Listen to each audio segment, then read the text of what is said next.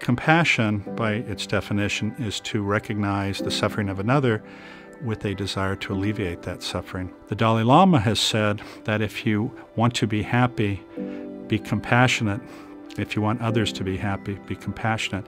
And science has really proven that out. One of the challenges in a stressful environment is how you respond to that stressful environment. And to mitigate the effects of that is, number one, to take a period of time, perhaps count to 6 seconds, before you respond, because oftentimes when we are placed in a situation that stresses us, we have an immediate reaction. And oftentimes that immediate reaction is not the most helpful reaction. Let me give you an example. If you're driving along, and I'm sure this has happened to you, someone cuts in front of you and almost makes you have an accident. Well, what is your first thought? Sometimes it's verbal, sometimes it's with a digit, and you think the person's probably a jerk. But now let's change a little bit. Let's say that the person driving the car is the husband of a woman who's pregnant, her water's broken, she's bleeding, and he's trying to get her to the hospital. Now, would you have the same feeling if you knew that information? When one pauses and doesn't immediately react, that allows you to actually control your physiologic response. And also, when you actually have empathy for the other person and try to understand that they may be having a bad day, or they may be reacting to something that has nothing to do with you, it really changes how your body language is in relationship to them. When we act with compassionate intention, what happens is our parasympathetic pathway is stimulated, and the sympathetic pathway, which is associated with the flight or fight mechanism and which makes us anxious, scared, the parasympathetic pathway gets upregulated, and as a result there's a sense of calmness, there's a sense of desire to connect with people, and in fact our area in the brain which is associated with executive control is working at its best. We are most productive, and in fact we are most creative. A lot of people don't feel they're good enough, and they have, if you will, a negative voice in their head. And the problem is that negative voice and your emotional reaction to that dialogue creates this bad physiologic effect. In fact, oftentimes it stimulates your sympathetic nervous system such that you have this chronic release of hormones associated with the flight or fight response, which on a long-term basis are very, very bad in terms of how your heart works. It also results in tightness of muscles, where you get headaches, aches and pains. It's a horrible, horrible situation. How we react to things is really the issue. It's not the thing itself. You have two individuals who walk out of a building and it's raining. One individual is in a suit and tie. He's got an appointment to get to.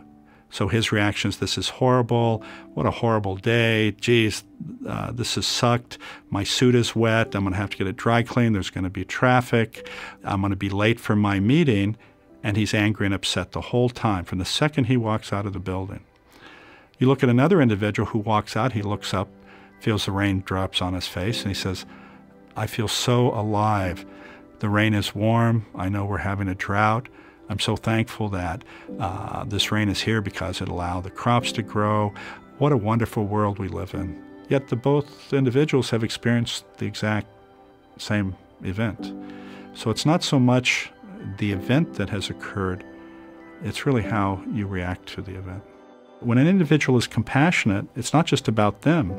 As an example, when an individual walks into a room and there are others there, and he has a smile on his face, he is open, he communicates in a sense of asking questions and opinions and being inclusive, he demonstrates care and concern for the individuals, what happens? Everybody relaxes, everybody's calm, they feel they can trust this individual, their parasympathetic nervous system is engaged, and they're happy. There are practices one can utilize where, if you will, you can be more compassionate and kind, and if you will, reap the huge physiologic effects of that.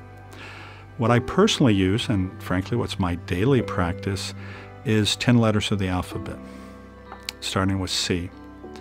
And I go through these first thing in the morning and multiple times throughout the day. And it's C, which is compassion for self and others, and sit with that for a moment. D, recognizing the dignity of every person. E, practicing equanimity, understanding that life has ups and downs, and you can't get lost in the extremes of these emotions, because almost always it comes back to baseline. F is forgiveness. Oftentimes people say that if you have anger towards somebody who you feel has hurt you, it's like this anger is like giving yourself poison, somehow thinking it's going to kill the other person.